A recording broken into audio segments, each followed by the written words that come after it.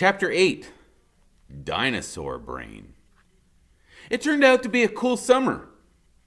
I figured we'd get in trouble for running into the pond. It looked bad for a while when the cops drove us home and I got out all soaking wet and covered with gook. And when Grim was hosing me down, he had this really pruny look on his face, like he was smelling something bad. But the cops made it out like I was a hero or something, rescuing the poor crippled midget kid. So Grim listens to the cops, and then he gives me this weird look, like, imagine to my surprise. He goes in the house, and then Graham comes running out in her nightgown with his big fluffy towel, and she really makes a fuss.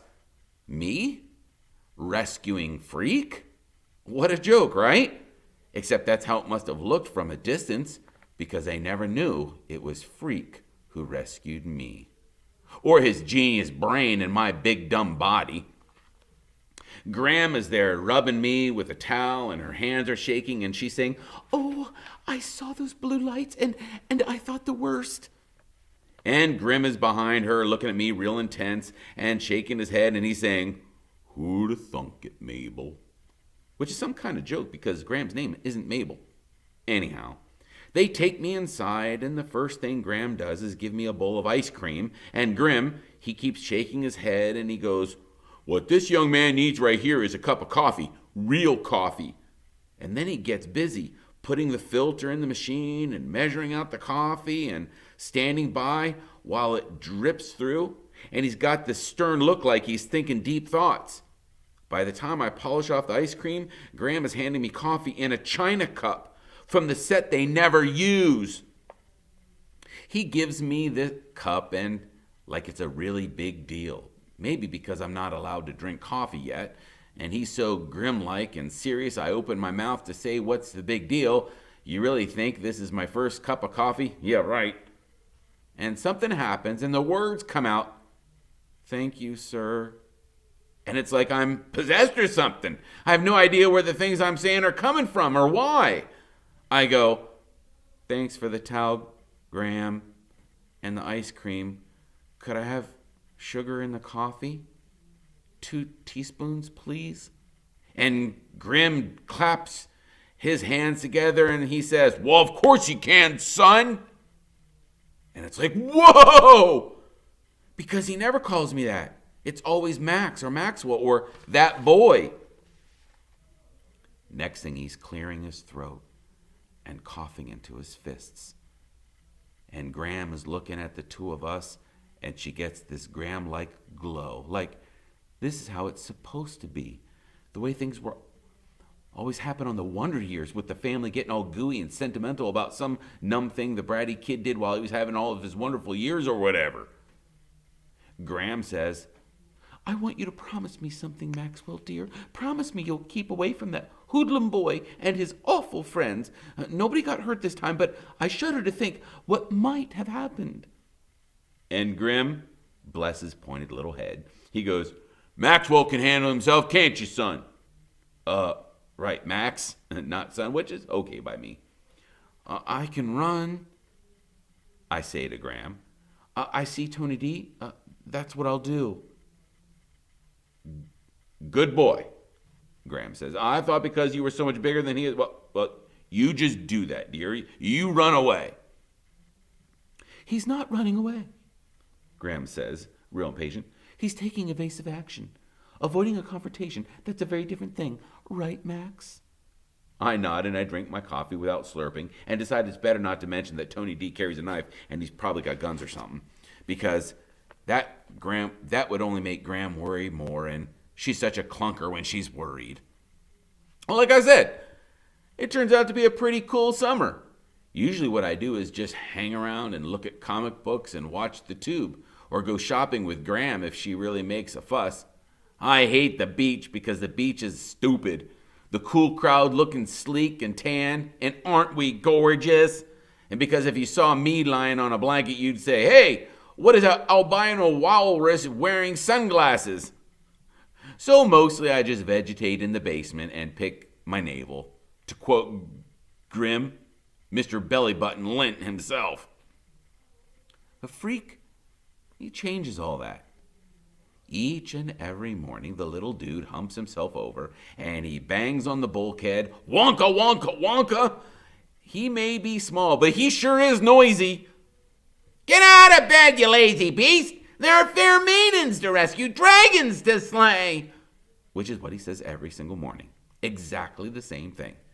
Until it's like this alarm clock. And as soon as I hear the wonka, wonka, wonka, and him beating on the bulkhead, I know what's coming next. Fair maidens and dragons. And Freak, with that wake up the world grin on his face, and he's going, hurry up with that cereal! How much can you eat? You big ox, come on, let's do something. He's so full of ever-ready energy, you can practically hear his brain humming, and he never sits still. Ants in the pants, I say one morning. He's ready to yank the cereal bowl off the table. He's such a hurry to do something. And he goes, what? And I go, well, you must have ants in your pants. And he gets this funny look and he goes, that's what the fair Gwen always says. Did she tell you to say that? And I shake my head and I finish the cereal real slow, and Freak goes, for your information, there are 2,247 known subspecies of Hermitian insects, Latin name for Maltaceae, and none of them are in my pants! Which cracks me up, even though I don't understand a word he said. I propose a quest, he says. We shall journey to the east and see what lies yonder. By now I know what a quest is because Freak has explained the whole deal. How it started with King Arthur trying to keep all his knights busy by making them do things that proved how strong and brave and smart they were. Or sometimes how totally numb. Because how else can you explain dudes running around inside big clunky tin cans praying all the time, huh? Which I don't mention to Freak because he's very sensitive about knights and quests and secret meanings. Like how a dragon isn't really just a big slimy fire-breathing monster. It's a symbol of nature or something.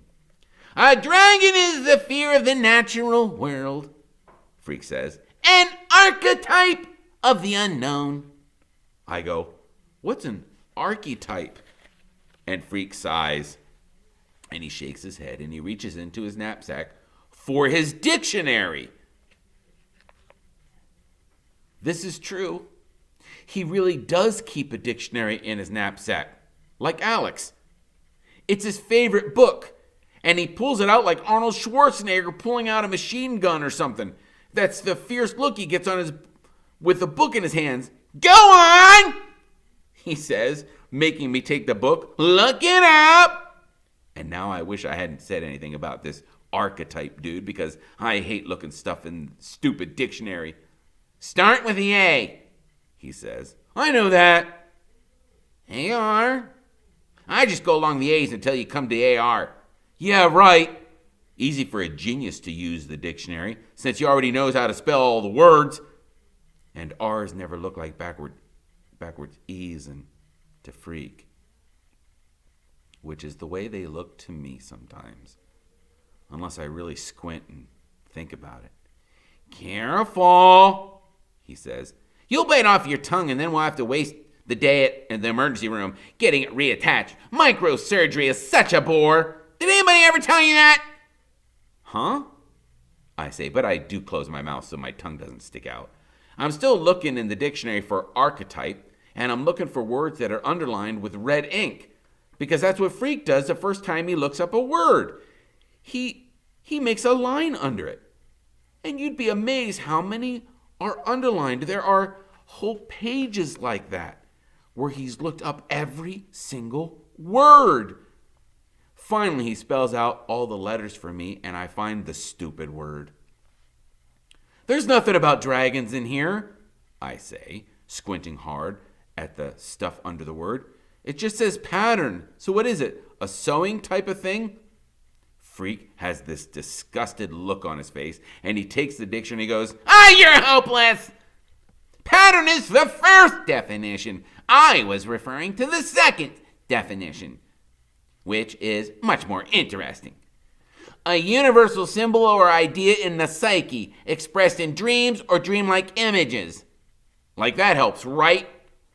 I'm getting bored with the dictionary, so I pretend to understand, and Freak finally gives up and he shakes his head and he goes, I don't know why I bother.